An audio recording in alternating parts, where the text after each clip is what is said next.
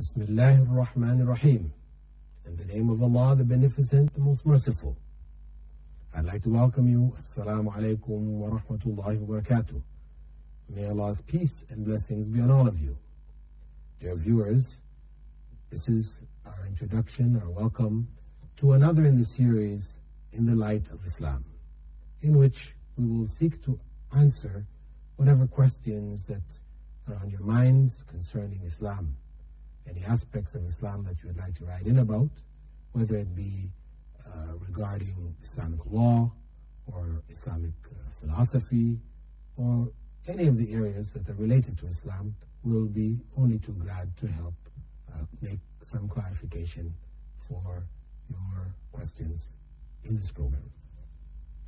With that, I'd like to go to the first question, a letter which has come to us from the Sultanate of Oman, from Ali Saif Hilal. He says, Dear Dr. Bilal, please, I want to ask you about the bank and the work in the bank. Some of them say it's illegal, and other people say it is not.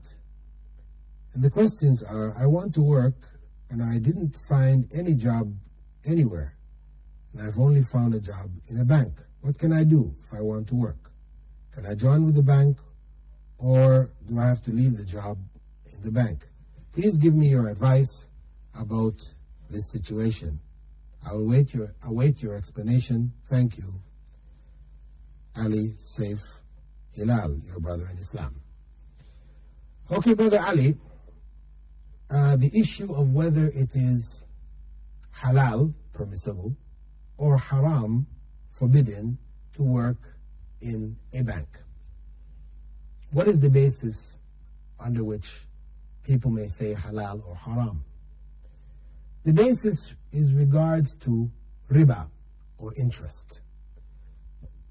Western banking, as we know it today, is based on the giving and receipt of interest. And this is something which has been clearly forbidden in Islam, without any shadow of a doubt. Allah states clearly in the Quran that He has blessed trade, business transactions, trade, and He has cursed interest dealings. So, on the basis of this, it is forbidden for Muslims to deal in interest. Prophet Muhammad, may God's peace and blessings be upon him, had further commented, stating that those who are involved in that process, whether by being a witness to the process, or by being the one who prepares the contract, the one who gives the interest, as well as the one who receives the interest, all of them are sharing in the sin. And the sin is a sin whether it is a small amount or a large amount, because Prophet Muhammad, may God's peace and blessings be upon him, further said that riba, or interest, has a number of branches. The simplest branch, which is the smallest percentage, whether it's 0.1% or 0.01%, the smallest percentage, when a person is involved in that, it is equivalent to having sexual relations with one's mother. This is something terrible. It's an authentic tradition from Prophet Muhammad ﷺ that to take interest in any form, the simplest of levels, this is equivalent to incest. In the sight of God, its evil is as the evil of incest. It's not obviously the same, because Islamic law, if a person commits incest and they're caught, they may be executed, or they may be, lashed, etc. I mean, there are specific punishments there for them. I mean, whereas if a person takes interest or gives interest, there's no punishment set aside in the Sharia, in Islamic law. However, the sin in the Day of Judgment, this is a major sin. It is some of the people in the hellfire. God has shown Prophet Muhammad ﷺ, may God's peace and blessings be upon him, some of the people in the hellfire, in visions, etc. and among them were those who were being punished for dealing in interest. So we know without a doubt that the giving, taking, processing, witnessing of interest transactions, these are totally forbidden. And since Western banking in general is based on this, then it is forbidden for one to be involved in this process. This is what makes working in the bank haram. Of course, a person may say, but I'm not directly involved in that process. You know, I am only a guard at the bank. Or I'm only a cleaner, I only clean the floors. You know, window washer. You know, or I work in a section of the bank where I'm not involved directly in these transactions. However, we know Allah said very clearly in the Quran, تعاونوا على البر والتقوى ولا تعاونوا على الإثم والعدوان, that we should cooperate with each other in birr, righteousness, and taqwa, piety. And we should not cooperate with each other in ithm, which is sin, and udwan, enmity, things which involve developing hatred between people. We should not cooperate in these things. This is forbidden to us, to cooperate, to help others in sin. So, when a person acts as a guard in the bank, sweeping the bank or whatever, they are cooperating with those who are involved in sin. So on the basis of that, scholars, a number of scholars, especially Sheikh bin Baz, the leading scholar of Saudi Arabia, has announced that, and is ruling that it is forbidden for a Muslim to work in these banks.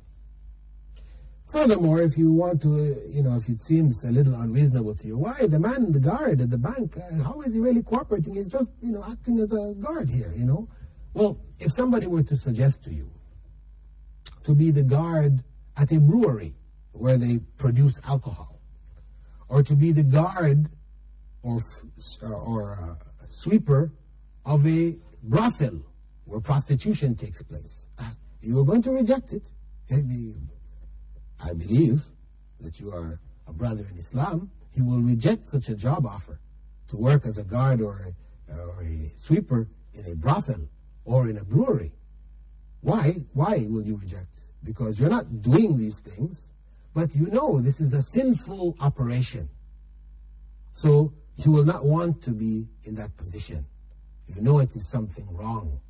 Similarly, the sin involved in the bank is like the sin in a brewery or in a brothel. They're similar. There are major sins in Islam. So, it is sinful. Of course, we have Islamic banks today. So if it is that your skills have to do with banking, etc., then you should try to find a position in an Islamic bank. Islamic banks are functioning on different principles where the issues of interest is not involved. They involve investment in various companies. They give out money, not as loans, but as investments in other companies, and sharing the profits as well as sharing the losses. In that way, their capital is increased and interest is avoided. So it is permissible for you to work in an Islamic bank. So it's not just in general haram to work in any bank, but any bank which is involved in riba, dealing in interest. So my advice to you would be try to find an Islamic bank, or if your job is not a bank-specific job, you could be working in a company because you are just an accountant or whatever. There's a number of other positions you could get. Then it would be better for you to find a job elsewhere. If at the moment you cannot, obviously, I'm not saying that you should immediately drop your job. You're looking after a family, people are depending on you, etc. You just give it up and throw yourself out and No, I'm not saying that. What you need to do, you need to know that what you're involved in is wrong, if it is according to what I've described. And you need to get out of that situation as quickly as possible. So you need to continue to search to find some avenue that you can take which will be halal, permissible, and acceptable to God, which will reward you and bring halal earnings to your family and your relatives. The next question is one from Sharjah. Brother Muzammil Siddiqui, he writes asking, is it allowable for me to make ihram from Jeddah when I'm going for Hajj or Umrah? Some people say that this is not allowed. With regards to Jeddah, we know when a person is going to make Hajj or Umrah, that they have to enter into this consecrated state, which we refer to as Ihram, coming from Haram, meaning that certain things are not permitted in this state.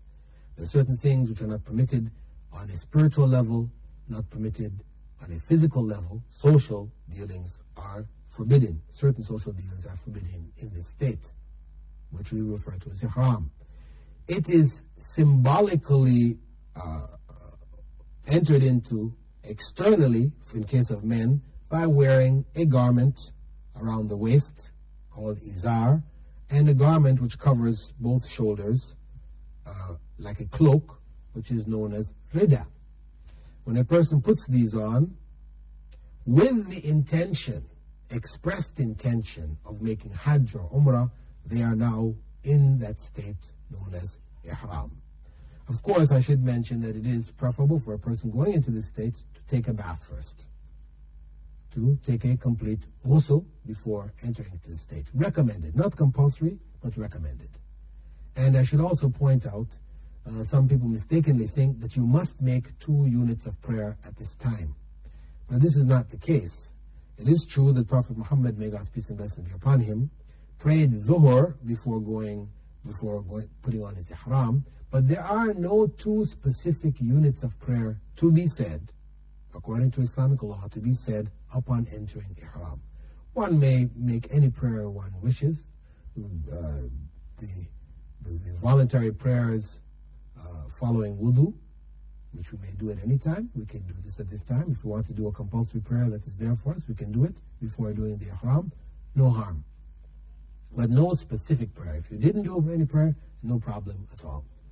So now, when a person enters into this state, they have to be in the state of Ihram by the time that they reach the miqat. The miqat represents the boundaries which have been set by Allah through His prophets. Finally, Prophet Muhammad ﷺ identified for us the boundaries, depending on whether you're coming from the north of Mecca, from the west, from the east, or from the south. There are particular locations which have been identified. You can get the names, and I won't go into the details of it here now, but when you reach these boundaries, then at that point you must make that intention. You may make it before, but it's preferable to make it at that point. The putting on of the garments may be put on from your home, but at least when you reach that point, the intention should be made. You should not go beyond those boundaries, what are known as the miqat, the plural of which is mawaqit. You should not go beyond these boundaries without being in a state of ihram. Now, Jeddah is within the boundaries. Those people who are in Jeddah, if they're going to make Hajj, etc., they're already within the boundary. They can make Umrah from their homes. They don't have to go to any boundaries. They can make it from their homes because they're within the boundaries. Those living and residing within those boundaries, they make Ihram from their homes. So if a person comes in by plane or by ship to the seaport of Jeddah, at that point, they should go outside to one of the boundaries which are outside. If they hadn't already made Ihram, they should not make Ihram from Jeddah. They can either go to Rabigh, which is on the road to Medina, or they can go to Taif, to the what is known as Qarnul Manazil, the miqat there, and make it from there to come into Mecca. This is what they should do. Preferably, actually, when we're going on the plane, we may put on our ihram even before we get on the plane, the garments. In the case of women, there are no specific garments, no color or no specific garment. They should just cover themselves, everything except for face and hands. And those garments